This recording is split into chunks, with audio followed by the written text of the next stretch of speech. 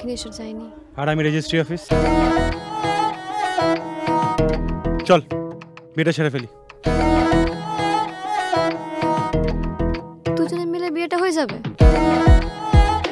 দাদা কত খরচ পড়বে কার্ড বানাতে? কত পিস লাগবে? এই 10-15টার মতন ধরুন। তোর মশাই 10-15 পিস কার্ড হয় না, সকালবেলা ঠাট্টা করতে এসছেন? হ্যাঁ না দাদা, মানে 50 জন নিমন্ত্রণের মতো কেউ নেই, এত কার্ড নিয়ে কি করবো আমরা? ওরা আমাদের বিয়েতে এসে খুব আনন্দ পাবে বলো।